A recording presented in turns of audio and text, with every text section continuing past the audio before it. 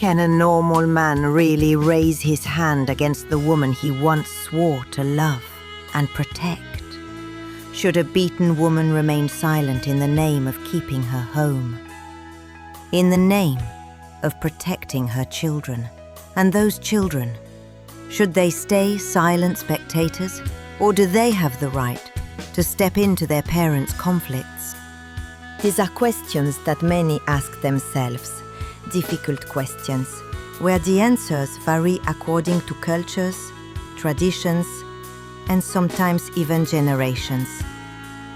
But today, we are going to delve into the heart of a story that comes to us from Africa. A true story for some, too familiar for others. In a lively African village, surrounded by hills and cornfields, Mariam was given in marriage to Thomas. She was only 18. He was 27.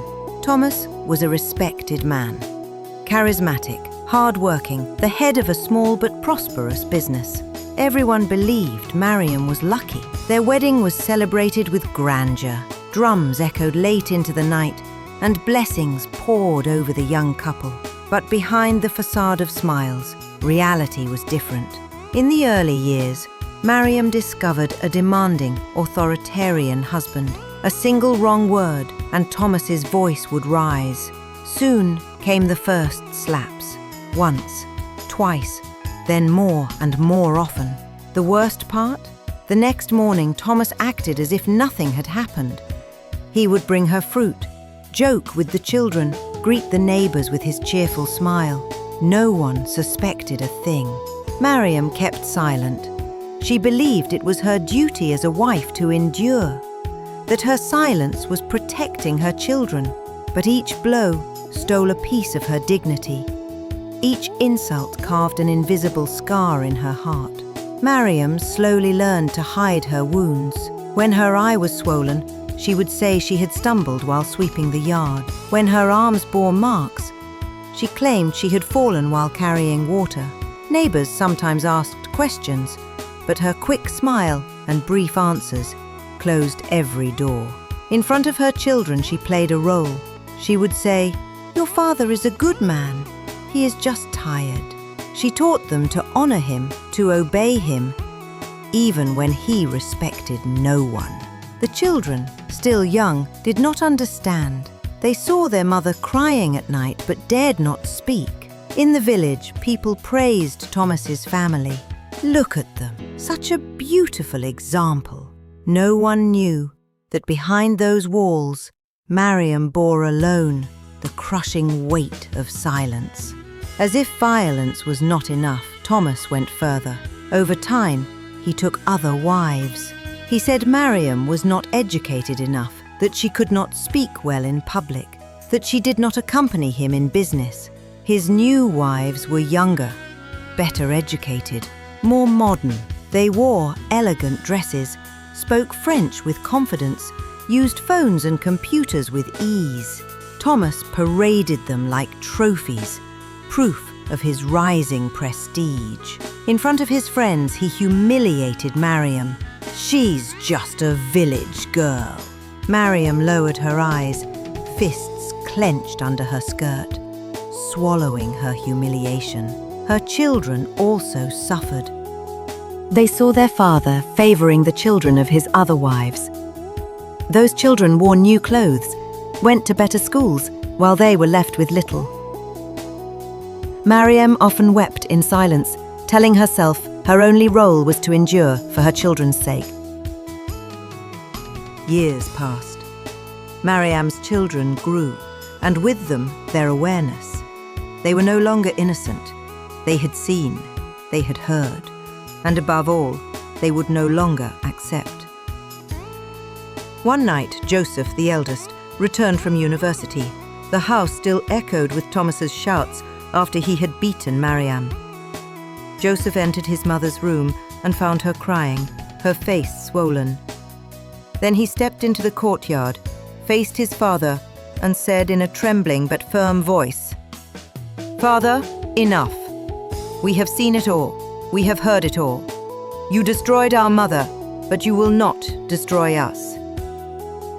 Thomas froze. Never had a child spoken to him like that. Behind, Mariam begged, "Joseph, stop! Do not speak to your father this way." But Joseph replied, "Mother, your silence has lasted too long. We will not watch you suffer anymore." That night, Mariam realized the wall of silence had cracked. Her children were no longer children. They had become her protectors. And a few months later, with their help, she made the hardest decision of her life. She left Thomas. She moved to the capital with her children, leaving behind the village, the humiliation, and a husband who never imagined she would have the courage to walk away. The fall of Thomas. At first, Thomas was not worried. He still had his other wives. He was proud of his position as a polygamous man. He believed Mariam would eventually return, that she could never survive alone. But fate had other plans. A few years later, Thomas fell gravely ill. His strength vanished. His business declined. So he turned to his other wives. But to his great surprise, the love they had shown was nothing but a mask. They were only interested in his wealth. One by one, they stripped him of everything: money, furniture, land. And when there was nothing left to take, they abandoned him, leaving him sick, poor, and alone. The man who once thought himself a lord now looked like a beggar, without help, without respect, without love. In the capital, Mariam had rebuilt her life. Her children were now adults, educated, and respected members of society. One day, news reached her. Thomas was nothing but a shadow of himself. Sick, lonely, forgotten. Many in her place would have rejoiced. He deserves it. But Mariam's heart was different. She thought of her children. "I do not want them to be fatherless," she said. So she made a courageous choice. She went back for him. She found Thomas weak, emaciated, almost unrecognizable. With her children, she took him to a modern hospital in the capital. She paid for his treatment, sat by his side. Day after day, he regained strength. One evening, with tears in his eyes, Thomas whispered, "Mariam, forgive me. You were the only one who truly loved me. The others abandoned me, but you came back." He wept like a child. Mariam bowed her head, moved. In her heart, she had already forgiven, though the scars would never disappear. Recovered, Thomas changed completely. The man who once beat his wife became humble. He swore never to raise his hand against her again.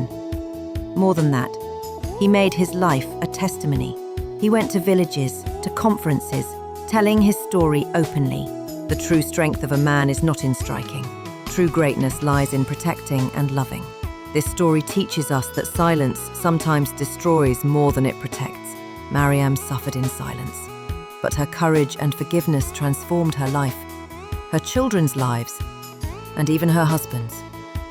As an African proverb says, it is only when the tree falls that we see the depth of its roots. Subscribe now to African Roots, Stories and Wisdom for more inspiring tales. And share this story to remind everyone that love and respect must reign in our homes.